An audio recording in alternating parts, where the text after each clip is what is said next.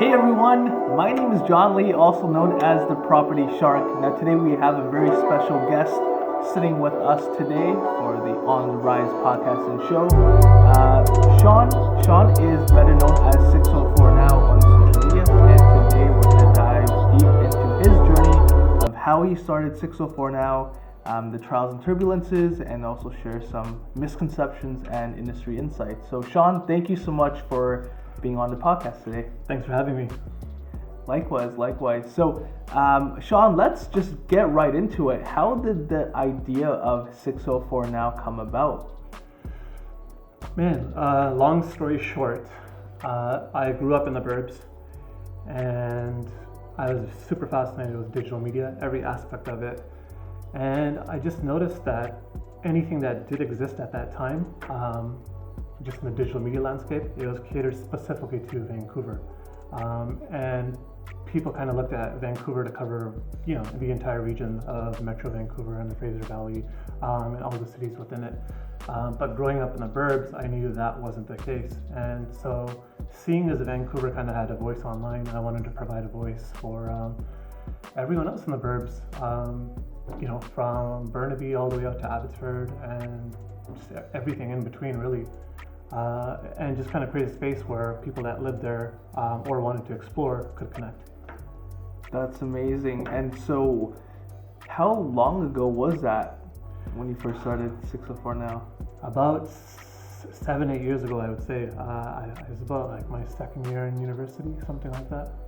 Second year in university. And what were you studying? Business? Was that? Yeah, so I started off in criminology actually. I had a passion for law in high school, but I also had a passion for business, but I guess I just didn't have a business idea, or I just thought like business would be something that you kind of do on the side. So I was pursuing law, but as you take courses and university, you really kind of discover yourself and what your skills are.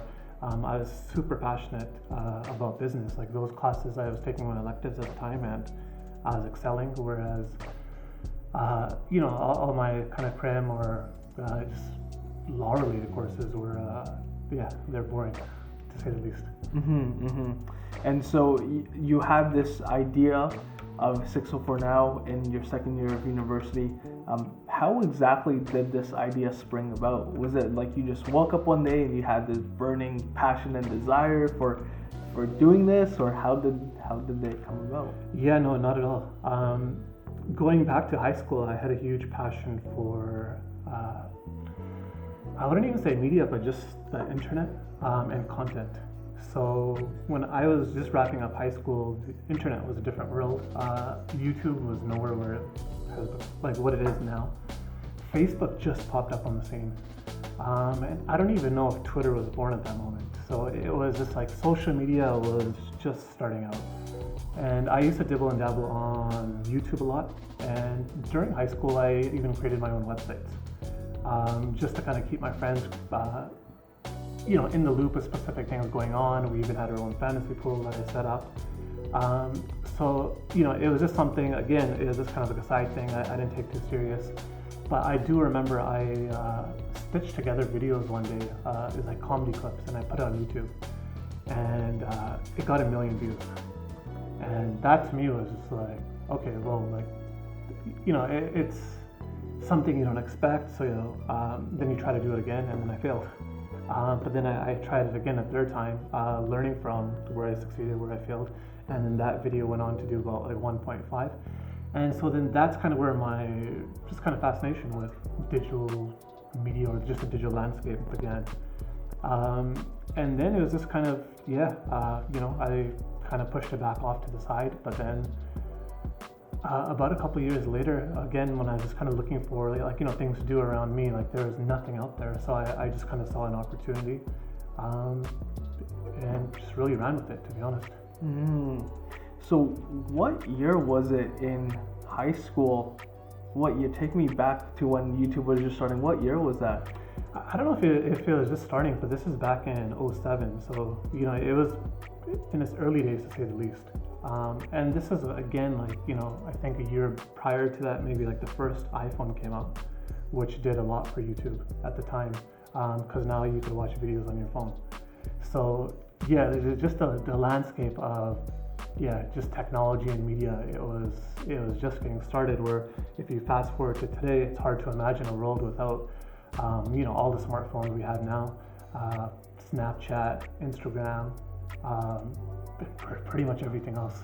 So yeah, it's been pretty crazy to just see like the evolution.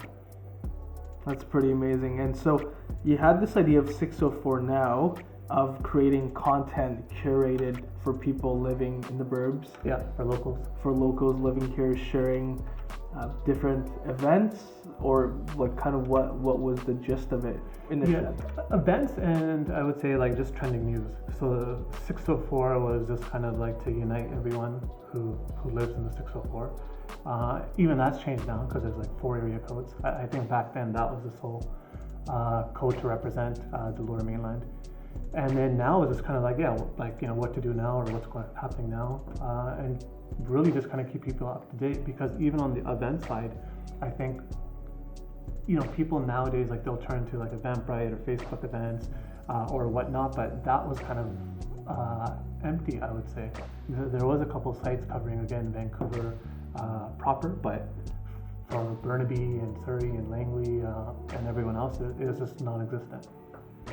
So you saw a space that you could provide value and also connect people. Yeah, like I would explore these neighborhoods in my spare time, whether like you're going on a hike or whatnot, and like you come to Coquitlam and it's like, man, there's a lot of people here. There's a lot of things to do, but like because no one's talking about it on the internet, it's almost like it's non-existent. And so it was really kind of taking these cities that had no spotlight and just trying to take them online and showcase what they have to offer.